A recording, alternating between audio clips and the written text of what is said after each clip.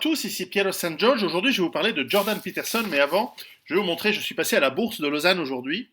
J'adore les hachettes ou les tomahawks, etc. Là, c'est une petite hache, génial, j'adore. Et parce que, une petite chose, après on va parler de Jordan Peterson. Quand vous achetez un tomahawk ou une hache, faites en sorte que la partie, d'abord, c'est un outil, vous pouvez couper des arbres, vous pouvez couper des branches, vous pouvez planter des clous, attention à la lame, c'est très coupant, mais il y a encore le prix dessus. Mais en fait, c'est parce que quand vous donnez un coup, il se peut qu'il y ait un rebond, que ce soit pour travailler ou pour se défendre. Eh bien, si vous reprenez votre coup de marteau en retour dans la tronche, c'est pas très grave. Souvent, il y a des tomahawks pointus. Alors oui, c'est bien, tu paf d'un coup, paf d'un deuxième coup, ok, mais de toute façon, tu peux le faire avec un truc marteau, avec un bout marteau. Le truc pointu, c'est le truc à t'en prendre dans la gueule et de crever un œil. Donc moi, je préfère de très très loin ces hachettes ou ces tomahawks, etc. Une dans la bagnole, pour couper les arbres. Une dans sa chambre à coucher, à côté du revolver. Une dans son kit, etc. J'adore. Bref, on va pas parler d'achète. Alors, allez voir, il y a des artisans super dans ces... privilégier les artisans dans ces cas-là. Alors, je parlais de Jordan Peterson, et comme vous l'aurez remarqué, je l'ai mentionné plusieurs fois dans mes réseaux sociaux, mais je n'en ai jamais vraiment fait la promotion ni parlé. Et je veux dire, mon instinct était bien par rapport à ça. Je vais vous raconter un petit peu le contexte. Alors, pour ceux qui ont été sur Mars ces 4 ou 5 dernières années, Jordan Peterson est un professeur d'université canadien et psychologue, donc traitant, psychothérapeute, qui s'est fait connaître pour son opposition, fort courageuse à l'époque en tout cas, à la loi C-19 ou C-16, je me souviens plus, qui était une loi que proposait le gouvernement canadien, une loi absurde, une de ces lois complètement débiles, mais enfin qui deviennent des lois, qui considérait comme étant condamnable, donc euh, au civil, de vous tromper si vous appeliez une personne avec un mauvais prénom. Donc par exemple, si vous appelez un monsieur, madame, ce serait considéré comme évidemment euh, insultant et donc passable d'une amende, etc. Sauf que c'était pas pour monsieur, madame, c'était pour les 96 types de genres acceptés par les lobbies LGBT, X, Q, Z, W et mon cul sur la commode.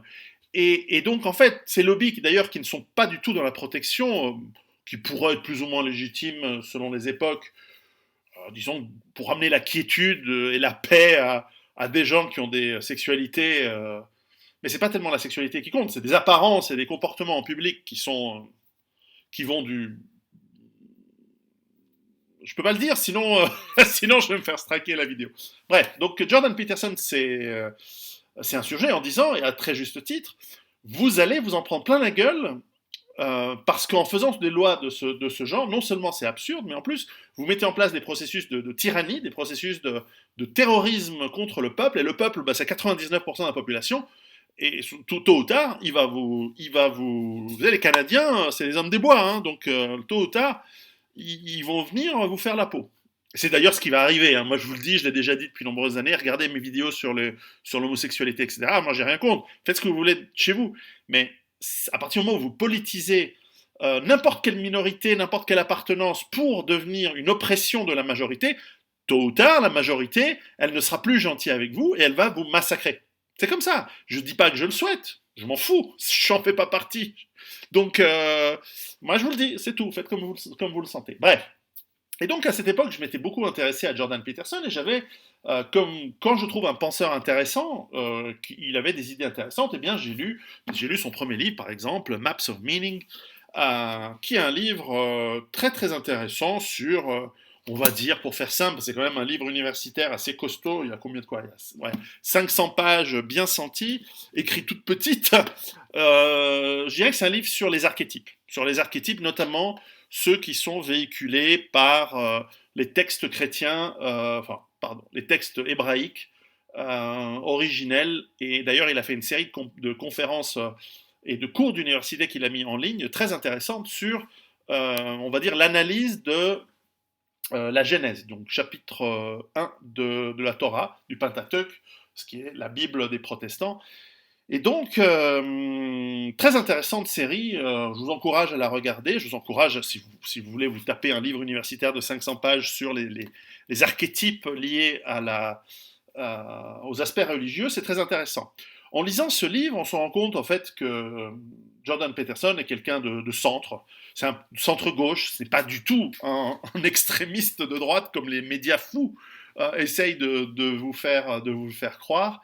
C'est quelqu'un tout à fait raisonnable et simplement, forcément, avec cette histoire où en plus il s'est fait boycotter et attaquer par les quatre abrutis qui sont les mecs de gauche. Je veux dire, normalement, Jordan Peterson, alors évidemment, il a un physique de fille, mais tu vois, je veux dire, t'as des SJW qui viennent te faire chier. Moi, je pense qu'en 3 minutes, il n'y en aura plus jamais qui me font chier, qui ne feront plus jamais personne. D'ailleurs, ils ne me font jamais chier, c'est bien normal. Bref, et c'est très bien comme ça. Et pour la santé de tout le monde. Et donc, très intéressant de voir qu'il a été courageux, il a tenu tête à ces gauchias, et tout en étant de centre-gauche. Donc aujourd'hui, si vous êtes de centre-gauche, vous passez pour un mec d'extrême droite, limite nazi. Alors, c'est normal, c'est comme ça. Ça fait partie de la diabolisation que cette petite clique, cette petite minuscule pourcentage de population, mais qui tient par lobbyisme, par pression, qui tient certaines commandes, notamment les universités, eh bien, arrive à changer et à rendre le monde encore plus fou qu'il ne l'est et qu'il accélère son effondrement, son processus d'effondrement déjà bien entamé. D'ailleurs, je mise 2 shekels sur le fait que tous ces gens ne survivront pas à ce qui est en train d'arriver. Comme quoi, il y a peut-être une justice immanente, mais enfin, pour moi, c'est pas divin, c'est juste logique. Bref, pour revenir à Jordan Peterson, parce que sinon je vais faire trop d'aparté, eh bien, j'ai suivi un petit peu ce qu'il a dit, et d'ailleurs, il a sorti un livre, Les 12 règles de vie, qui est un best-seller international, je crois qu'il a vendu 4 millions d'exemplaires, où il sort 12 règles selon lui, et je crois qu'il est en train de travailler sur la suite, 12 règles de vie qui sont... Alors quand j'ai lu ce livre, je l'ai même offert à mon épouse en français, quand j'ai lu ce livre, je me suis dit, ouais, en fait, ça casse pas 3 pattes à un canard, mais c'est intéressant que dans notre monde d'aujourd'hui, il faille quelqu'un comme Jordan Peterson pour nous rappeler à la masse des gens, notamment beaucoup de bêta et de gamma, si on suit les profils psychologiques des garçons, leur rappeler des bases, c'est-à-dire tu vas pas faire chier le monde avant d'avoir rangé ta chambre. Alors, c'est une métaphore, c'est pas que tu dois physiquement ranger ta chambre, mais l'idée, par exemple, ça c'est une des règles, je crois que c'est la règle numéro 4, je me souviens plus exactement. Règle numéro 1, tenez-vous droit. C'est la base, c'est la base. Non, c'est la règle 6. Et en fait, ce sont des règles qui sont basiques. Donc moi, je vous encourage de lire le livre parce qu'il est basique. Mais vous savez, je vous en ai même pas fait une revue tellement c'est la base, quoi, ce qui est écrit là. Et surtout, ça, voilà, c'est pas extraordinaire, c'est pas un truc. Et donc, quelque part, c'était un petit peu décevant parce que je m'attendais à avoir un livre assez fondamental, comme par exemple les 48 lois du pouvoir, ou alors Unlimited Power de Anthony Robbins, que j'ai connu quand j'avais 15 ans, donc vous voyez, ça remonte. Et bref, bon, j'ai trouvé que c'était un peu moyen. Et puis j'ai un ami, Vox Day, qui me dit, en fait, c'est une fraude, ce mec, c'est une grosse arnaque, c'est complètement nul, etc. Alors Vox Day, c'est quelqu'un de très intelligent. Alors c'est sûr que quelqu'un qui est très intelligent, qui trouve quelqu'un comme Jordan Peterson médiocre, voire mauvais, pourquoi pas, à la limite. Mais je le suivais pas. Je lui ai dit, non, mais écoute, je pense que tu te trompes. Jordan Peterson, il fait un bon boulot. Alors d'accord, on va pas le diviniser, c'est pas... Mais pour quelqu'un qui a entre 15 et 35 ans aujourd'hui, qui a jamais rien entendu de structuré dans sa vie, c'est vachement bien.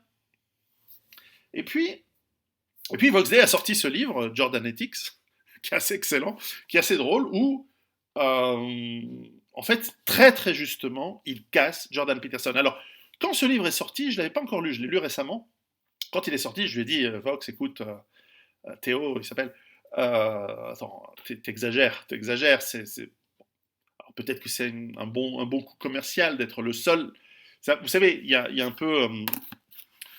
Vous pouvez prendre un stade rempli de personnes et vous leur dites qui n'a pas aimé Danse avec les loups. Et vous aurez personne qui lève la main parce que tout le monde a aimé. Donc, en fait, tout le monde aime bien Jordan Peterson, à part les journalistes qui l'attaquent et qui sont d'ailleurs fait latter. Et c'était très, très, très, très jouissif à voir.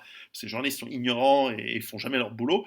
Et donc, en plus, ils essaient de psychologiser le débat. Et là, ils ont un psychologue. Et donc, ils arrivent et ils essaient de l'attaquer. Et une journaliste anglaise qui s'est fait massacrer.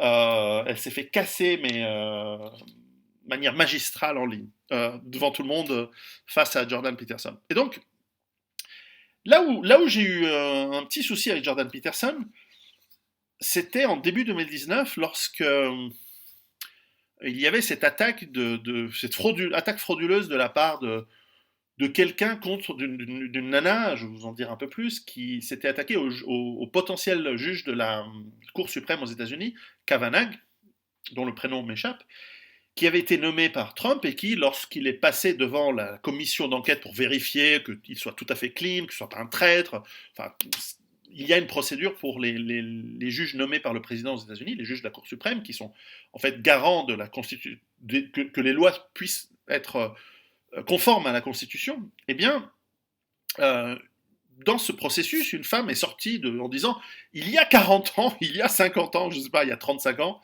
genre il m'a violé ou il m'a ploté les seins ou un truc comme ça. Et d'abord, pourquoi t'attends 35 ans? Comme par hasard, c'est au moment où il y a un petit billet à se faire. Deuxièmement, qui t'es, pourquoi on se recourait, et surtout, où sont les preuves? Parce qu'en fait, tu dois pas croire les gens. Quand quelqu'un affirme quelque chose, il doit le prouver. Parce que sinon, c'est trop facile. Je veux dire, sinon, je peux dire tel journaliste est cocaïnomane, tel journaliste est pédophile, ouais, enfin, il faut que je trouve un meilleur exemple. Bref, c'est trop facile, c'est trop facile, c'est trop facile. C'est comme l'autre abruti qu'en plus j'aime bien depuis parce que j'ai vu ses vidéos que normal qui dit Pierrot importe des mineures ukrainiennes pour faire des orgies en Hongrie avec Pierre Woodman. Putain, j'aimerais bien, mais malheureusement non. Et il n'a jamais montré de preuve. Il n'y a aucune preuve puisque bon, bref. Mais c'est trop facile. Donc c'est pas parce qu'une nana dit j'ai été violée que c'est vrai, parce que sinon, putain, il y aurait vachement de mecs en prison. Parce que, on le sait bien connu, les nanas ne mentent jamais. Jamais, jamais. Une femme dit toujours la vérité. Bref, donc, bon, il y a eu ce cas. Et Jordan Peterson commente la chose et dit il ne faut pas accuser sans preuve, ok, mais vu le doute, ce juge devrait donner sa démission une fois après avoir été nommé. Et je dis, mais t'es con, quoi. Putain, si t'es innocent, t'es innocent. C'est quoi cette histoire? Je veux dire, mais, enfin, bon. Alors déjà, je me suis dit, mais c'est quoi? Il a un problème de raisonnement, ce mec, c'est pas possible. Et donc, j'ai commencé à donner crédit à ce qu'a écrit mon pote Vox Day dans Jordan Ethics. Alors, et puis récemment, alors bon, c'est une histoire sur ça, je n'ai rien à dire, si ce n'est que je compatis et que, évidemment, l'épouse de, de Jordan Peterson, qui se révèle être un peu une personnalité un peu bêta au niveau de ses relations, etc. Mais bon, allez, son épouse depuis l'enfance, je veux dire, il la connaît depuis l'enfance, c'était son seul amour, c'était sûrement sa seule gonzesse, il s'est marié avec, très bien pour lui, tant mieux pour lui. Elle a eu un cancer et donc Jordan Peterson a annoncé que, bah, en fait, il était devenu addict aux antidépresseurs parce que, voilà, c'est un moment très très dur à supporter. Et ça, je le comprends et il a dit qu'il voilà, il allait faire une cure de détox pour sortir de ces antidépresseurs. Et en ce sens, c'est tout à fait respectable et il n'y a aucun problème. Mais simplement, quand il l'a annoncé en pleurant, en pleurnichant. Alors, je dis pas si vous êtes à la télé ou sur un média et qu'on vous parle d'un camarade qui est mort à la guerre et qui est mort dans vos bras, les tripes à l'air, ou que vous avez subi des traumatismes terribles, vous avez été violé, que la mémoire vous revient, etc., et que vous pleurez, ok, ça va, ça peut passer, même pour un homme. Mais quand vous annoncez, bon ben voilà, je suis accro aux antidépresseurs, je vais aller et c'est trop dur et j'arrive pas à soutenir la pression des gens, ok, tu peux le dire, mais pas en pleurant, parce que t'es un homme. Et les hommes, ça ne doit pas pleurer pour n'importe quoi. Donc, une femme peut-être, mais les hommes, non. Et il y a une raison anthropologique à ça, je l'ai déjà expliqué, mais je vous la répète, c'est que si toi tu pleurniches, c'est que t'es pas fiable. T'es pas fiable déjà pour ta tribu. Et en plus, si la tribu ennemie conquiert la tienne, si toi tu pleurniches, ils vont te mettre à mort tout de suite parce qu'ils veulent pas de gens comme toi dans leur tribu, parce qu'ils sont des vainqueurs. Alors que si tu restes droit, si tu restes fort, peut-être qu'ils te laissent la vie sauve et qu'ils t'intègrent dans ta tribu. C'est pas probable, mais il y a une chance. Si tu pleurniches, c'est prouvé, c'est anthropologique, c'est étudié, on le sait, il n'y a aucun souci. C'est pour ça que le pleurnicheur, le type ah non, pardon, etc., il est haï, il est méprisé par tout le monde. C'est pour ça que, chers amis européens qui un temps aviez mis au tapin le monde entier, aujourd'hui, tu baisses pas le regard dans la rue, tu ne, tu imposes ta domination sur tes terres face aux étrangers, face aux envahisseurs. Tu ne les laisses pas te dominer. Parce que plus tu baisses la tête, plus ils vont te dominer, et plus ils vont te mépriser, et plus un jour ils vont t'exterminer. Alors que, si tu gardes la tête haute, peut-être que tu peux dialoguer, peut-être que tu peux négocier une rapatriation, une rémigration, ou une partition à l'amiable du territoire. C'est comme ça. Bref, donc la pleurniche de Jordan Peterson a été particulièrement honteuse. Et là, je me suis vraiment dit que non, qu'il faut lire ce livre. Si vous avez... Et j'ai lutté, parce qu'il est sorti l'année dernière, hein, ce livre. Ouais, 2018. J'ai pensé que Vox se trompait en écrivant ce livre. Et j'ai mis le temps. Mais en fait, il a raison. Voilà. Ça fait partie du travail intellectuel que l'on fait pour se cultiver, pour comprendre le monde, et donc se préparer ensuite à survivre, etc. Préparez-vous.